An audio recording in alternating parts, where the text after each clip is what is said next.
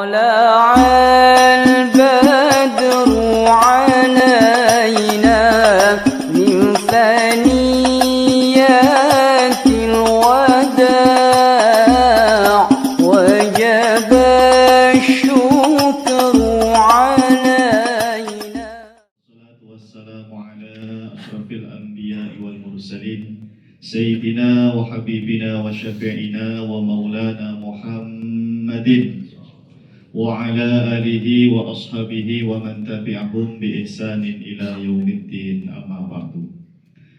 سبحانك لا علم لنا إلا ما علمتنا إنك أنت العليم الحكيم.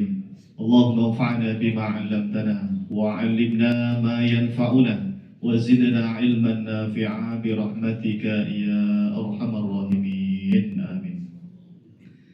Baik hadirin jamaah bapak-bapak yang dimuliakan Allah Subhanahu wa taala. Alhamdulillah pada siang hari ini kita dipertemukan kembali oleh Allah Subhanahu wa taala. Semoga semua yang hadir senantiasa diberkahi oleh Allah Subhanahu wa taala, dikabulkan hajat-hajatnya oleh Allah Subhanahu wa taala, dilapangkan rezekinya oleh Allah Subhanahu wa taala, diampuni seluruh dosa-dosanya oleh Allah Subhanahu wa taala. Dan yang paling penting semoga Allah Subhanahu wa taala memberikan kepada kita semua, menambahkan kepada kita semua ilmu yang bermanfaat, ilmu yang barokah fid dunya wal akhirah. Amin ya rabbal alamin. Baik hadirin jamaah yang dimuliakan Allah Subhanahu wa taala, kabar baik dan sehat ya semuanya. Alhamdulillah, masya Allah. Ini kita berkumpul di masjid, ya, masjid PSI.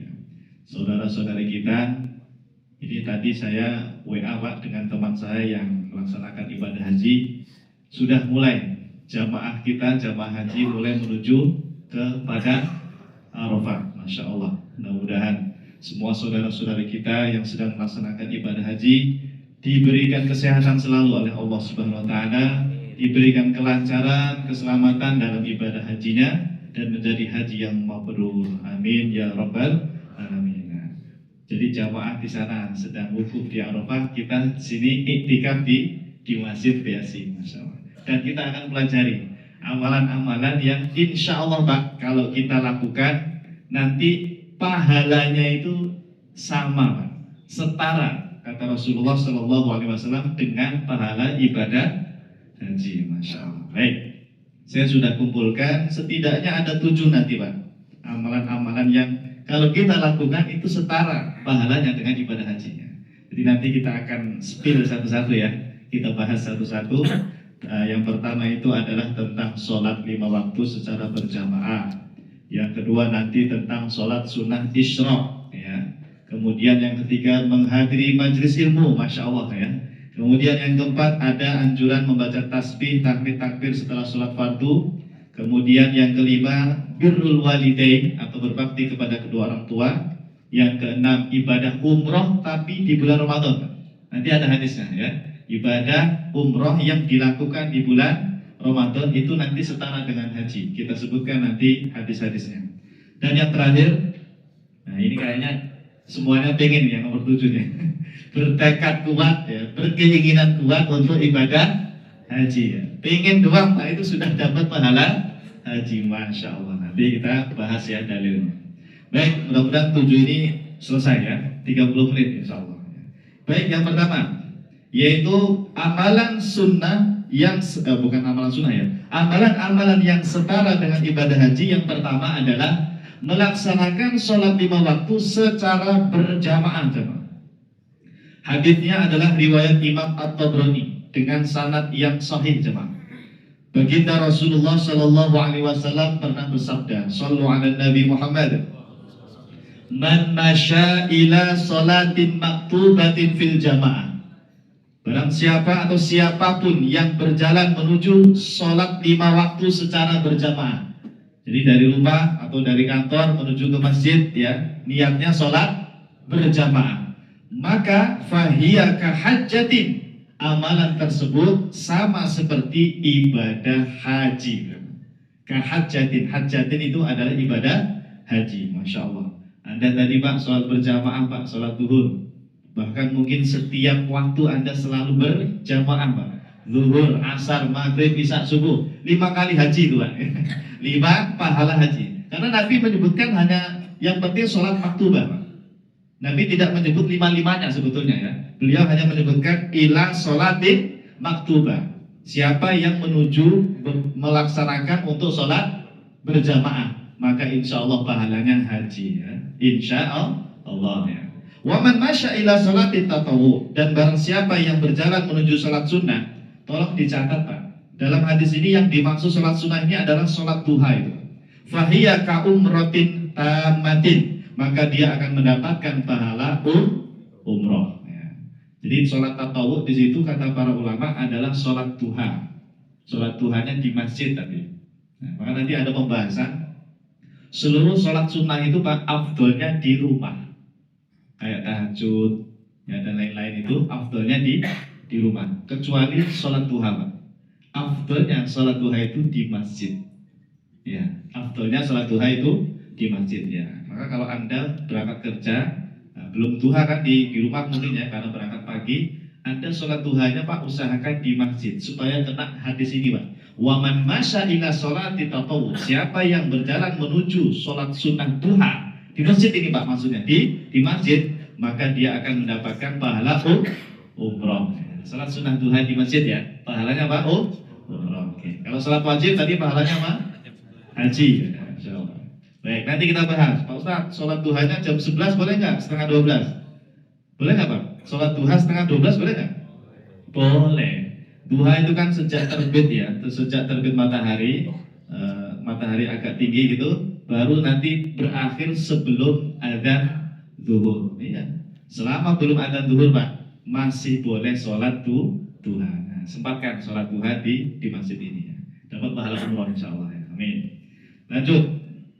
Di hadis yang lain jemaah, ini hadisnya riwayat Imam Abu Dawud juga sama. Nah ini tadi dijelaskan. Di hadis ini didetailkan ada sholat duha di situ. Barang siapa yang keluar rumah ya dalam keadaan sudah berwudu, man kharaja min baitihi mutatahhiran. Berarti wudunya di rumah Pak.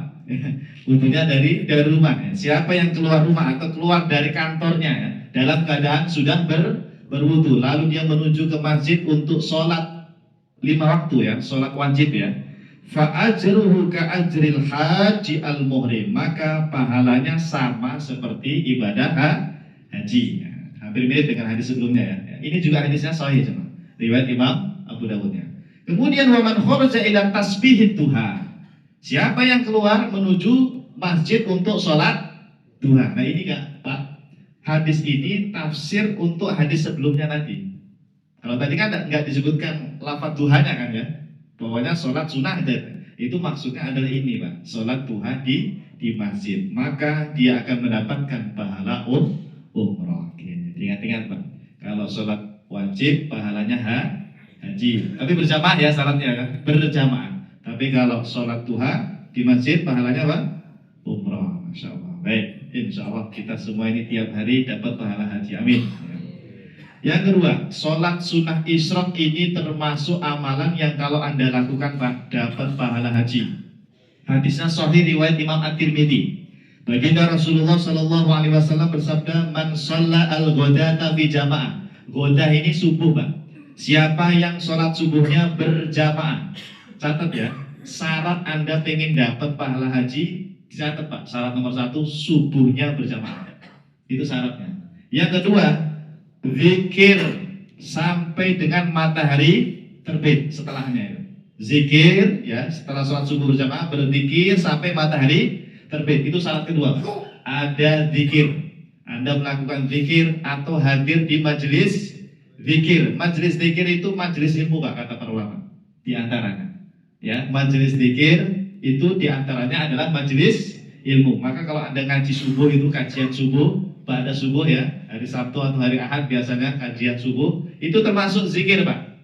Meskipun tidur ya, dengerin ustadznya tidur, ngantuk misalnya. Tidak apa-apa Pak, Anda hadir saja di situ, Anda dianggap orang yang berzikir sampai nanti matahari terbit. Kemudian thumma shalla raka'atain. Lalu Nabi mengatakan, lalu dia sholat 2 rakaat, kanat lahu ka'ajri hajjatin wa umrah. Masya Allah.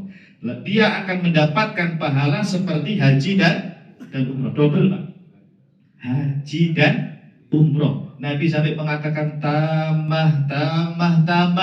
Apa artinya?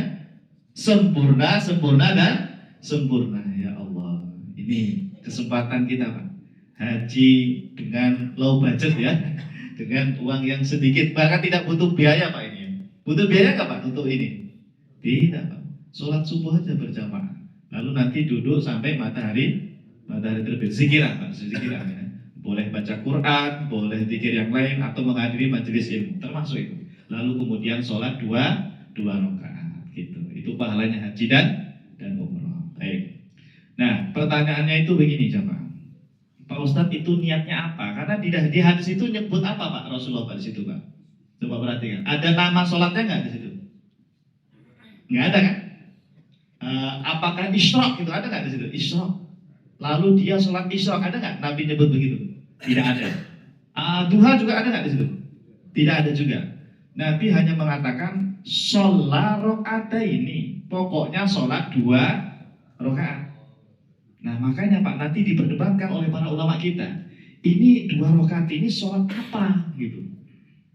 Diperdebatkan sama sebagian ulama. Saya cek di kitabnya Imam Al-Ghazali dan Syekh Nawawi Al-Bantani. Ini ulama madzhab Syafi'i. Beliau berdua itu berfatwa ini sholat isyraq namanya, bukan duha. Jadi niat sholatnya harus niat isyraq kata beliau. Jadi kalau pakai usoli itu usoli sunnatal isyraq rokaatain lillahi ta'ala. Atau kalau dalam hati langsung aja Allahu Akbar dalam hati niat sholat isyraq. Bukan sholat duha Pak. Kata Imam Al-Ghazali dan Syekh Nawawi Al-Bantani. Ini 2 ulama besar madzhab Syafi'i. Tapi saya cek di kitab yang lainnya jemaah. Ternyata jumhur ulama kita madzhab Syafi'iyah seperti Imam Ibnu Hajar, Imam An-Nawawi, Imam Zakaria Al-Ansari, Imam Ar-Romli dan yang lainnya itu mereka mengatakan yang mu'tamad, al-mu'tamad itu apa? Pendapat resmi ya. Kalau dalam fikih kalau ada pendapat mu'tamad itu maksudnya apa? Pendapat yang resmi, yang rajih itu niatnya itu sholat duha. Apa bedanya kalau kita nyebut isyraq sama duha jemaah? Kalau Anda niatnya isyraq, berarti kesempatan Anda untuk sholat duha setelah itu bisa 8 rakaat Pak. Ya nggak? Kalau Anda niatnya isyraq. Nah setelah isyraq Anda bisa itu sholat duha maksimal sampai 8 menurut pendapat mu'tamad ya. Ada yang bilang 12 ya. Tapi kalau Anda tadi niatnya itu duha Pak, di awal waktu tadi yang dapat pahala umroh, berarti kesempatan Anda untuk nambah duha tinggal berapa lagi? Tinggal 6 dong, ya kan? Nah, itu konsekuensinya di situ, Pak.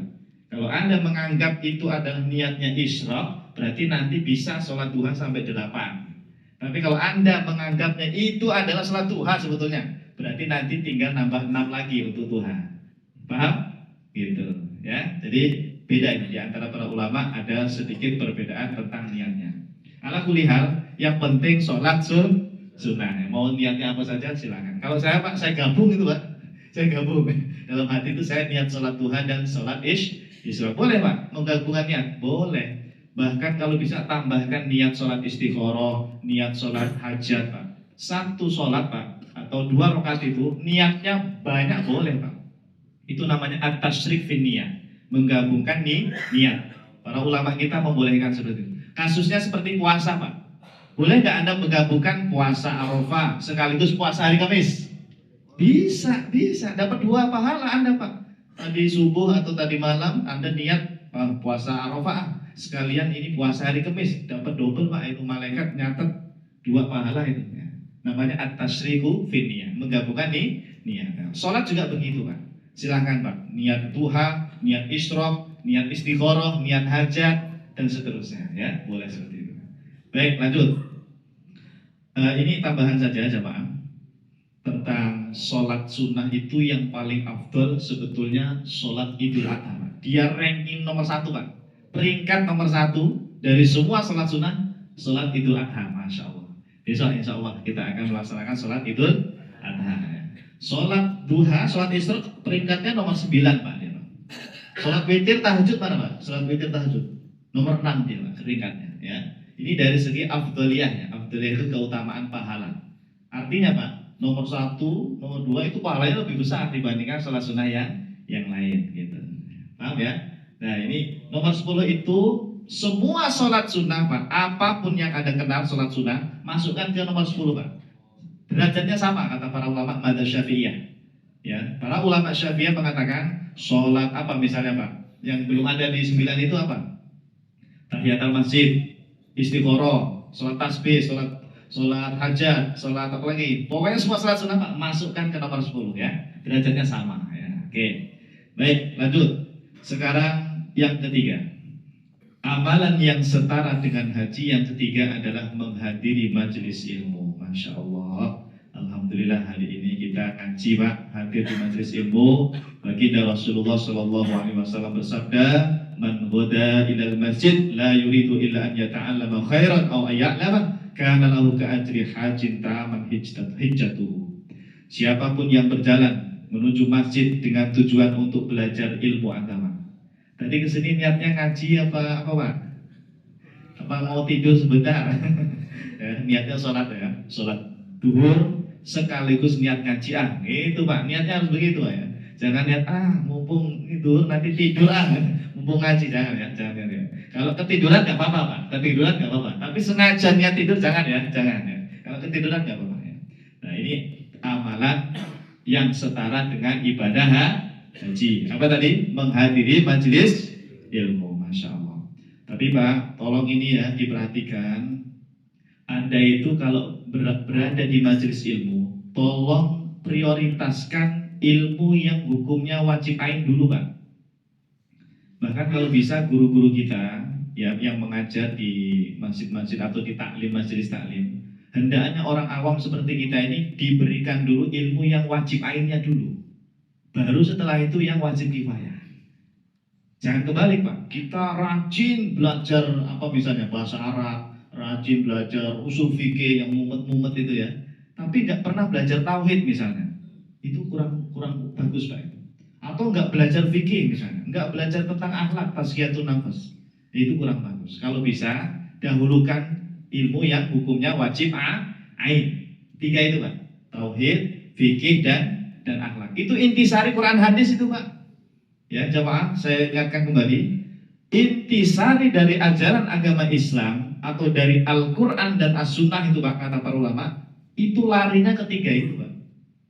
Cari ayat Quran, cari hadis Pak, ya semua hadis pasti larinya kalau nggak tentang tauhid, fikih. Kalau nggak tentang fikih, tentang akhlak Pak. Itu intisari ajaran Islam ya, yang harus kita amalkan sehari-hari.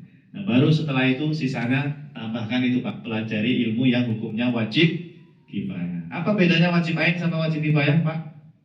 Kalau wajib ain itu bisa nggak diwakili? Nggak bisa, mirip seperti sholat 5 waktu ya. Tapi kalau wajib kifayah bisa diwakilkan. Saya nggak usah belajar bahasa Arab, udah banyak itu teman-teman yang belajar bahasa Arab. Anda nggak belajar tuh nggak dosa Pak, nggak dosa. Namanya itu wajib kifayah. Tapi kalau wajib ain, hati-hati ya. Hendaknya kita rajin menghadiri majelis-majelis ilmu tauhid atau ilmu akidah, majelis ilmu fikih, dan juga majelis ilmu tazkiyatun nafas atau akhlak, atau zaman dulu disebutnya tasawuf ya, tasawuf. Baik, selanjutnya masih ada waktu ya, Yang keempat, berzikir tasbih, tahmid dan takbir 33 kali Pak. Itu ada hadisnya Pak. Hadisnya Sahih Al-Bukhari Pak. Jadi waktu itu, mohon maaf, ada kalangan sahabat yang miskin Pak. Fakir miskin. Ya Rasulullah, dia ngadu Pak kepada Rasulullah. Ya Rasulullah, enak ya sahabat yang kaya-kaya itu ya. Mereka udah kaya raya, bisa sodako. Mereka sholat, kami pun sholat. Mereka puasa, kami pun puasa, sama. Tapi mereka bisa sodako ya Rasulullah. Kami fakir miskin tidak bisa. Gimana ya Rasulullah? Nah maka kata Rasulullah SAW, kalau kamu ingin mendapatkan pahala yang besar setara seperti yang mereka lakukan, termasuk ibadah haji, tusabbihun wa tuhamidun wa tukabbirun khalfa kulli sholatin 33. Engkau bertasbih, bertahmid, bertakbir masing-masing berapa? 33 kali setiap selesai sholat fardu. Makanya kalau habis sholat 5 waktu, sesibuk apapun Pak kita ya, pengen cepat-cepat misalnya, jangan sampai meninggalkan yang ini Pak. Mungkin kalau istighfar bisa lah ya, cepat ya. Mungkin yang agak panjang apa, la ilaha illallah atau Allahumma antas salam, itu bisa Anda skip Pak. Kalau memang pengen cepat-cepat ya, pengen buru-buru. Tapi yang ini jangan sampai hilang. Yang tasbih 33 kali, tahmid 33 kali, dan takbir 33 kali. Itu pahalanya Pak, bukan mengalahkan, setara dengan haji, umroh, bahkan jihad tuh. Masya Allah ya. Hadisnya Sahih Al-Bukhari. Masya Allah. Dihafalkan ya, coba ya. Alhamdulillah, ini rajin zikiran orang sini ya. Insya Allah. Baik, lanjut. Kemudian ini kita bahas sedikit tentang makna zikir yang setelah sholat ya. Berarti yang mana tadi Pak? Subhanallah, Alhamdulillah, sama Allahu Akbar. Kalau la ilaha illallah tambahan. Apa makna subhanallah Pak? Anda habis sholat tuh Pak, subhanallah 33 kali. Itu sedang apa Anda itu Pak? Sedang apa? Mensucikan Allah. Mensucikan Allah itu maksudnya apa? Ayo. Di sini ada kajian tauhid belum? Belum ada? Belum dapat materi tauhid. Subhanallah itu Pak, Anda itu wajib meyakini bahwa Tuhan kita Allah Subhanahu wa Ta'ala maha suci dari menyerupai makhluk-makhluknya. Allah itu tidak berawal Pak. Kalau kita berawal nggak? Berawal. Dulunya nggak ada, terus ada. Cek aja KTP-nya ya, lahir tanggal sekian, berarti berawal Anda itu Pak. Berawal. Alam semesta ini berawal. Dulu nggak ada Pak alam semesta ini. Kalau Allah, sejak kapan ya Allah itu ada ya Pak Ustaz? Nggak bisa. Allah itu nggak pakai sejak. Allah itu maha ada tanpa permulaan. Namanya kidam Pak kalau belajar tauhid. Allah itu sampai kapan ya Pak Ustaz ya? Allah itu baqo, tidak berakhir. Kalau Anda berakhir nggak nanti Pak? Mati kita nih Pak, bakalan mati Pak nanti. Meskipun nanti dihidupkan lagi ya, kita bakalan mati. Tapi kalau Allah tidak berlaku kematian, tidak berlaku kebinasaan, tidak berlaku perubahan, bahkan Allah itu ya, baqo, tetap ya. Dan Allah itu Pak tidak serupa dengan apapun. Allah itu ada bentuknya nggak Pak? Bentuknya bulat apa kotak Allah itu? Ya? Nah ini kajian tauhid Pak. Laisa kamitslihi syai'un. Para ulama mengatakan ayat ini adalah asrahu tanzihin. Ayat yang paling sharih tentang kesucian Allah, bahwa Allah betul-betul berbeda dengan makhluknya. Kalau makhluk ada bentuknya Pak, ada ukurannya, ada warnanya Pak. Allah nggak berlaku itu semua. Anda jangan salah paham Pak. Jangan sekali-kali meyakini Allah bentuknya besar. Pak Ustaz, kayaknya Allah itu lebih besar deh dari alam semesta. Bentuknya lebih besar pastinya. Orang alam semesta itu sebesar ini, pasti Allah lebih besar dong yang menciptakan. Nggak boleh Pak. Anda tidak paham subhanallah. Subhanallah itu Anda harus mensucikan Allah, mentauhidkan Allah. Allah bukan bentuk, bukan ukuran. Allah bukan warna. Terus apa Pak Ustadz Allah itu? Laisa kamitslihi syai'. Cukup katakan tidak ada satupun yang serupa dengan Allah. Itu baru tauhidnya mantap tuh Pak. Tapi kalau masih punya keyakinan Allah besar pokoknya bentuknya, oh itu subhanallahnya layan Pak, tidak bermanfaat. Makanya nggak nikmat zikiran Pak. Nggak nikmat bener. Pengennya cepet-cepet. Ya malas zikiran. Karena dia tidak bisa mengkonekkan antara keyakinan dengan subhanallah, subhanallah, subhanallah. Nah itu, difoto aja Pak ya, makna subhanallah.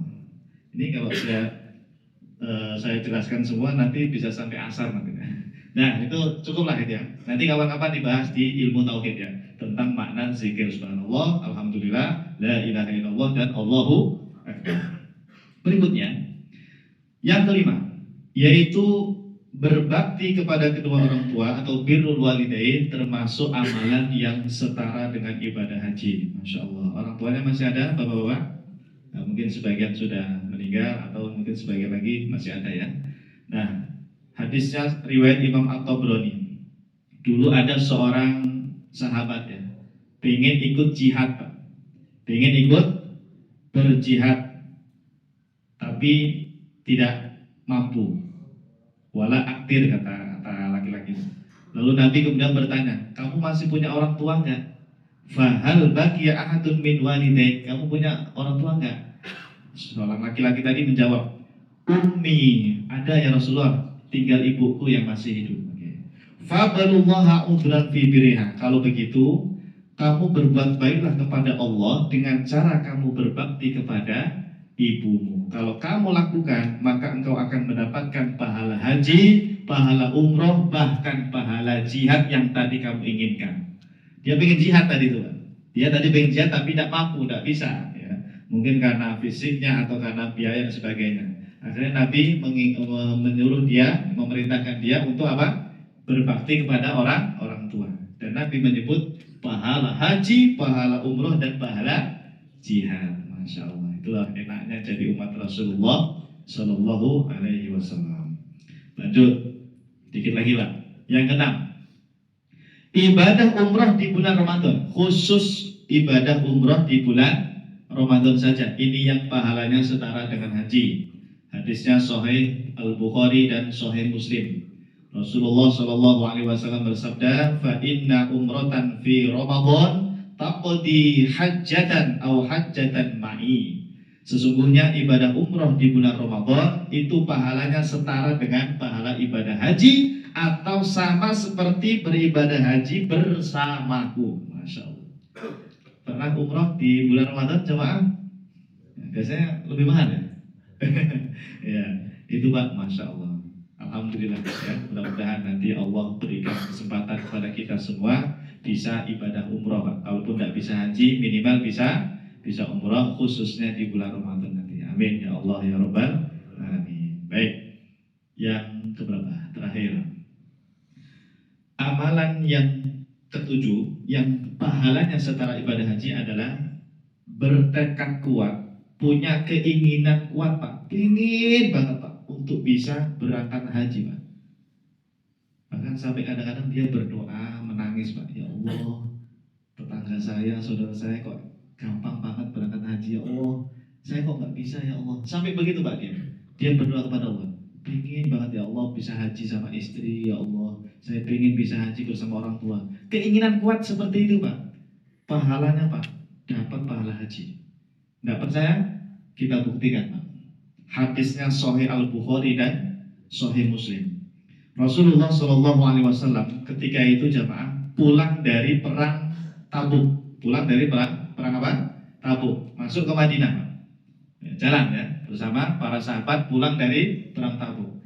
Pas nyampe di Madinah Pak, baginda Rasulullah Shallallahu Alaihi Wasallam mengatakan kepada para sahabat yang tadi ikut perang, Nabi bilang kepada mereka, Inna bil Madinati aqwaman masiltum masiran wala qata'tum wadiyan illa kanu ma'akum. Masya Allah.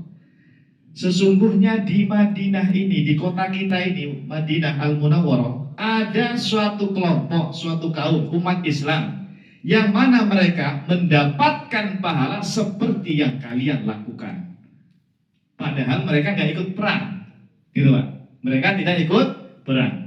Di Madinah Pak, nggak ikut perang, tapi pahalanya mendapatkan seperti apa yang kalian lakukan. Para sahabat nanya, ya Rasulullah, bukankah mereka hanya diam saja di Madinah, nggak ikut perang bersama kami? Gitu.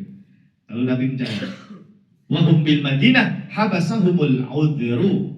Ya benar, mereka meskipun menetap di Madinah tidak ikut perang, tapi tetap mendapatkan pahala seperti kalian karena mereka memiliki udhur. Jadi maksud para ulama jemaah, ini orang yang di Madinah yang nggak ikut perang itu, dia pingin ikut perang tapi tidak bisa gitu Pak. Paham nggak? Dia itu pengen ikut perang bersama Nabi dan para sahabat yang lain, tapi tidak bisa, entah mungkin sakit atau nggak mampu dan sebagainya. Jadi dia berdiam di Madinah. Nah yang seperti ini tetap dapat pahala seperti kalian yang berjihad. Hadis ini jemaah dikomentari oleh Imam Nawawi. Hadis tersebut tidak hanya berlaku untuk jihad Allah. Ini berlaku untuk semua ibadah, termasuk haji. Kita baca hadisnya, keterangan Imam Nawawi ya. Syekhul Islam Al-Imam An-Nawawi, ulama besar mazhab Syafi'i mengatakan, pada hadis tersebut, hadis yang tadi jemaah Bukhari Muslim ya tadi ya, ada sebuah pelajaran tentang keutamaan niat Pak. Ya, niat Pak. Innamal a'malu binniyat Pak. Tentang niat itu penting sekali. Sesungguhnya orang yang berniat kuat atau berazam kuat untuk jihad atau ibadah yang lainnya, misalnya apa Pak? Pengen haji, berniat pengen haji ya. tapi belum bisa melaksanakannya karena uzur, karena belum punya biaya dan sebagainya, karena belum bisa daftar dan sebagainya, tapi dia punya keinginan kuat, maka dia tetap mendapatkan pahala apa yang dia niatkan. Ini paling enak ini Pak ya, pengen doang ya, tapi dengan syarat tadi ya, azam yang sangat kuat, tekad yang sangat kuat, berkeinginan untuk haji. Nah, ini 7 amalan yang mungkin untuk saat ini bisa kita lakukan Pak, mudah-mudahan ya. Dengan melaksanakan 7 amal ini, semoga Allah berikan pahala yang sebesar-besarnya untuk kita semua yang belum berkesempatan untuk melaksanakan ibadah haji, tapi pahalanya sama seperti haji, insya Allah. Baik hadirin yang dimuliakan Allah Subhanahu Wa Taala, mungkin selanjutnya kita buka sesi tanya jawab. Mungkin ada yang mau bertanya poin per poin, silakan. Tentang sholat isyraq atau yang lainnya silakan ya. Masih ada waktu 5 menit ya mungkin ya. Silakan. Baiklah, kepada para jemaah yang ingin bertanya silakan untuk angkat tangan.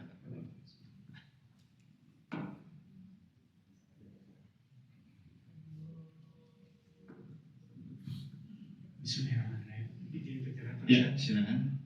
Ini kalau kita lihat kan ibadah-ibadah yang dilakukan akan bernilai setara. Betul. Kalau secara logika apakah nilainya itu antara 1 dengan 1?